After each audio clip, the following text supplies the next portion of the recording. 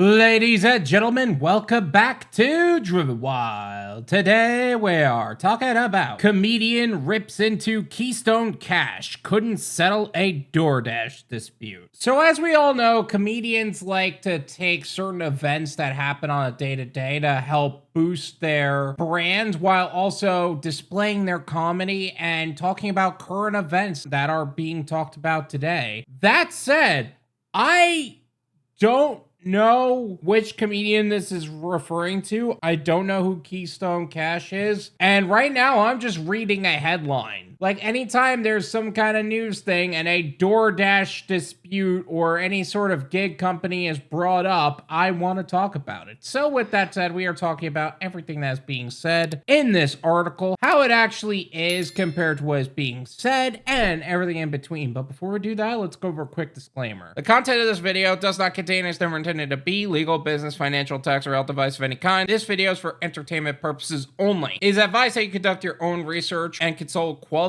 professionals before applying anything you find online. I also want to be clear that I have no real idea what this is about. I'm literally just reading a headline and I really don't know the full details, so bear with me because this is going to be a bumpy ride. Comedian Dillon isn't confident that the leader of the FBI could crack the case of a messed up DoorDash delivery. DoorDash couldn't crack the case of a messed up DoorDash delivery, but go off, King. Dillon ripped into FBI Director Kash Patel in the wake of the agency's bungled response to the assassination of conservative activist Charlie Kirk last week. Oh, this is gonna get political. Okay, another disclaimer really quick. This is not a political channel. This has never been a political channel, never be a political channel. This isn't a left, right, up, down, A, B kind of channel in any means. I am simply reacting to the content that is being presented. It doesn't look like it's going to go down the path of being about DoorDash specifically or any sort of gig company. I'm gonna keep reacting to it because I did hear about this event. I do want to state my opinion on it, but that's as far as I'm gonna go. If I had a dispute with DoorDash and Kash Patel was investigating it, would I get the credit? A straight-faced Dillon mused in the Saturday episode of his eponymous podcast. I imagine I would not. I imagine if there was a discrepancy on DoorDash, the head of the Federal Bureau of Investigation, Kash Patel, would not be able to secure my $11.90. Bold of you to assume that the credit is $11.90,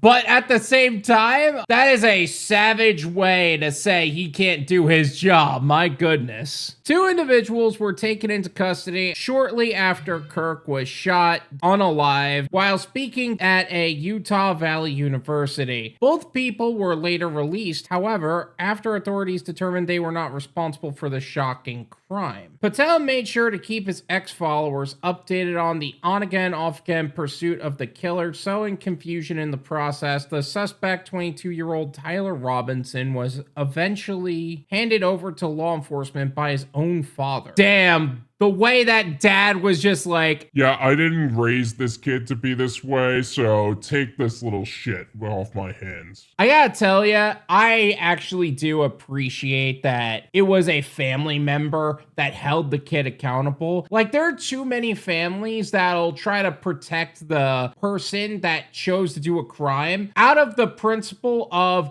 that is a family member. And that's it. You gotta think that if that kid actually shot a random person, if you kept harboring him, right? What's to stop them from doing the same to you? Like, I'm dealing with something similar in my own life right now, and my family is protecting the wrong person, at least in my opinion. So I have a lot of respect for somebody who will push past the tradition of, oh, your family, so it's okay, and actually hold this person accountable. What is this guy doing, Dillon? Said of the FBI chief. The guy that did this to Charlie, his parents turned him in. I mean, what could Kash Patel run? This is kind of an interesting question. What organization could Kash Patel run credibly? I don't know. It sounds like he's more pissed off about Kash Patel as a person than he is as a FBI agent or somebody actually running a business or a company or any sort of organization. Like, if he's the head of the FBI, right? Like, he's an FBI chief. Doesn't that put him in a completely different position, like, in terms of the investigation itself? Patel also took heat for showing up in Utah while the manhunt was ongoing. Andrew McCabe, the FBI deputy director during the first Trump administration, told CNN that the move imposed a huge burden on the field office, forcing them to figure out arrangements and address security concerns while an investigation was still active.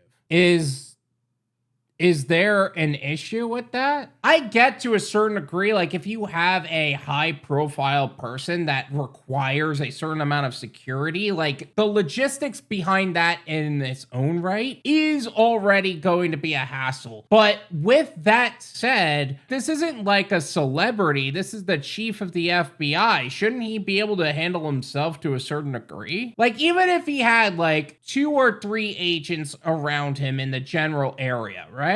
I don't know how deep this goes. This is obviously just some mouthy little shit online. But I think that for the most part, that's not a huge burden. That is somebody from upstairs coming down and saying, let's get this job done right. It sounds to me more like you guys have a problem with the micromanagement of the situation, which I guess to a certain degree, I could see how that could be frustrating, but nevertheless. Patel appeared to shift the blame onto some 200 agents whom he dressed down in a call last week. According to the New York Times, the FBI chief accused his staff of running a Mickey Mouse operation in an expletive-laden rant. Yeah, see, like literally him coming down and saying, hey, you guys need to get your shit together. That sounds like it's more about the agents having a problem with the micromanagement of the situation than it is about him coming down at all. Now, again, everything rises and falls on leadership. So if something happens with those agents, who are they going to blame? Literally, evidence proves that they're going to look at Kash Patel like he's the problem. So no shit, he's going to do his best and make sure the work is done in a quality way and making sure that things get done quickly, as opposed to, you know, everything else in the legal system. But it also goes to show, like, if they wanted to, they would with everything else involving the legal system, but that's a different conversation. But President Donald Trump has signaled continued faith in his pick for the FBI, telling Fox News' Brooke Singman, I am very proud of the FBI, Kash, and everyone else. They have done a great job. That just sounds like Donald Trump, though. Like, he is going to support his people regardless. So on for comment, the FBI said it was working to hold Kirk's unaliver accountable. The FBI is working with our law enforcement partners in Utah to bring to justice the individual alleged responsible for the horrific murder of Charlie Kirk, and we will continue to be transparent with the American people with real-time updates as we are able, it said. This is obviously just media talk. They are talking to the media to make themselves sound better than they actually are, especially since he just berated his own team, calling them a Mickey Mouse operation and cussed them out for not doing their job effectively. But at the same time, I'll tell you what, that's more than most corporations as a whole that are operated in such a worse way, at least in my opinion. Do I think that he can't solve a DoorDash dispute? That's to be determined. This is my opinion.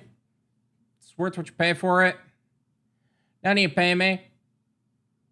There you go. I feel like this is going to attract a lot of people saying that either he deserved it or didn't deserve it or blah, blah, blah. So I'm going to state my opinion to make it clear of my perspective of the situation. I don't think him getting the way he did actually made sense. I don't understand why that happened the way it did. And I'm a little concerned that this is stemming from a different issue entirely. And that is my previous concerns on the Luigi Mangione incident. I don't agree that the healthcare CEO was pewed in the street the way he did, but I understand that there was a boiling point that was reached, and everything that kind of took place was because of the events that they inevitably caused themselves. Like, you can't screw with people on a health and financial level and expect that no one's going to be upset about it. And there are people that would do dangerous things because of that. There are other CEOs that were also being targeted in this way. But the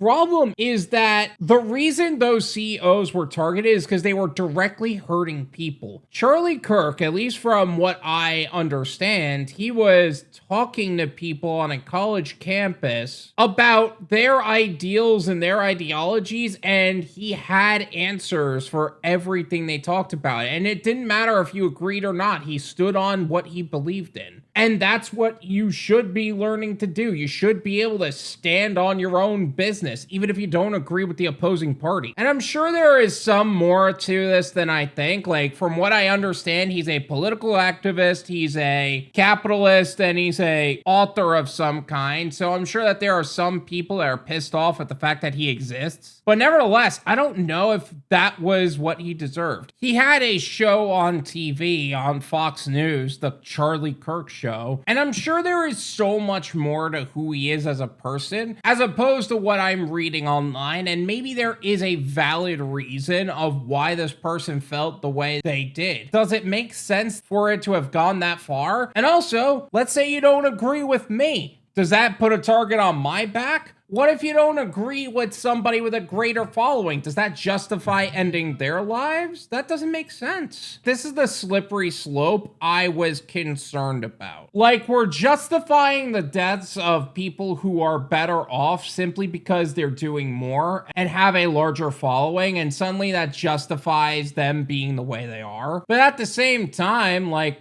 what? All in all, I would absolutely say that what happened to Charlie Kirk made no sense to me, in my opinion. I get that there are some people that are not going to like that stance. I just don't understand it. But again, that's just my opinion, and that's really all there is to it. Thank you guys so much for watching. I appreciate it. Make sure you like, subscribe. Check out my website, drivenwyld.com, if you would like to learn more about some of the other services and opportunities that we have talked about and have on my website. Also, if you guys want to stay in the know of what's happening in the gig economy today, make sure to check out our new channel, the Gone Wild Live Clips and Podcast, where we take the full live stream replay and chop them up into more digestible parts. And check out my Patreon for exclusive clips, full raw live stream content, and other resources and benefits. Once again, thank you so much for watching, and until next time.